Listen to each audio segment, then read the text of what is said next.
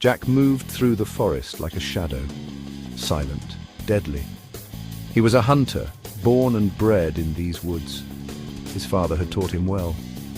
Sunlight filtered through the thick canopy of leaves. The air was heavy, thick with the smell of pine needles and damp earth.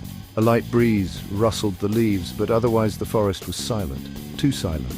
Jack paused, his senses on high alert. He scanned the trees, his eyes searching for any sign of movement.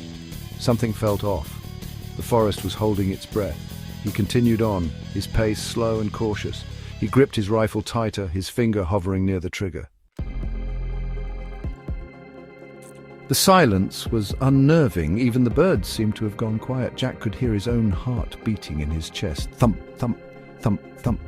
He pushed through a thicket of bushes and emerged into a small clearing. A sense of dread washed over him.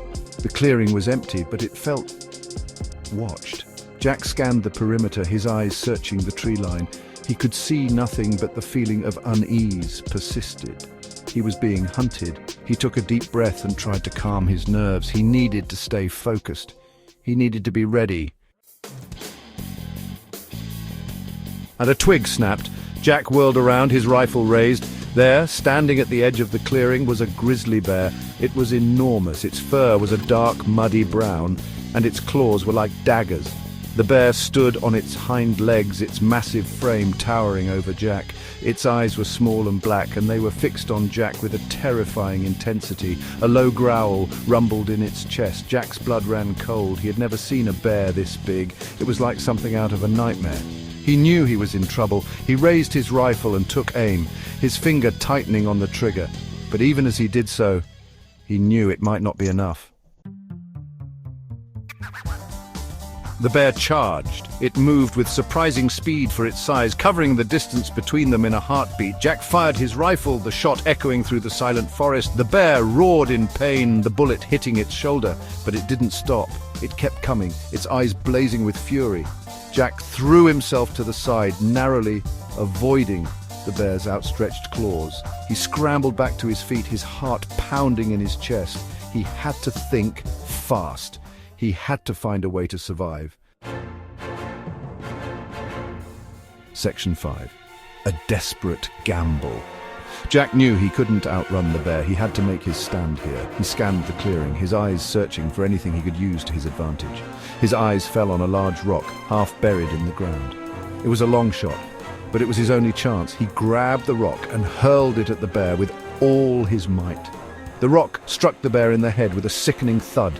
The bear staggered back, stunned, but not down. It shook its head, its eyes filled with rage. Jack knew he had to finish it. He charged at the bear, his hunting knife clenched in his hand. The bear swiped at Jack with its claws, but Jack was too quick. He ducked under the blow and plunged his knife deep into the bear's chest. The bear roared one last time and then collapsed to the ground, its massive body shaking. It lay still. Jack stumbled back, his chest heaving. He stared down at the bear, his body trembling with adrenaline and exhaustion. He had won. He had survived. The silence returned to the forest, heavier now, pregnant with the echoes of the fight. Jack stood there for a long moment, catching his breath, letting the reality of what had just transpired sink in. The adrenaline ebbed away, leaving Jack shaky and aware of the aches and pains from the struggle. His shoulder throbbed where the bear had grazed him. He was battered but whole. He had to get back. He had to tell someone what happened. No one would believe this story otherwise. He started the long walk back, his steps slow and heavy.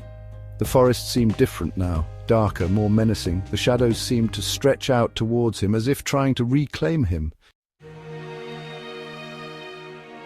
He emerged from the woods hours later, the setting sun painting the sky in hues of orange and purple. He walked to his truck, his legs protesting every step. He was exhausted, but he was alive. He would carry the scars of that day, both physical and mental, for the rest of his life. But he would also carry the story of the day he stared death in the face and lived to tell the tale. The encounter changed Jack. It had to. He was no longer just a hunter, but a survivor. He had looked into the abyss and come out the other side. He would never forget the feeling of the bear's hot breath on his face, the smell of its fear and fury. He would never forget the primal fear he felt, the raw instinct to survive that took over. He would carry those memories with him just as he would carry the scars. They were a part of him now, woven into the fabric of his being. He was a hunter, yes, but he was also something more. He was a survivor.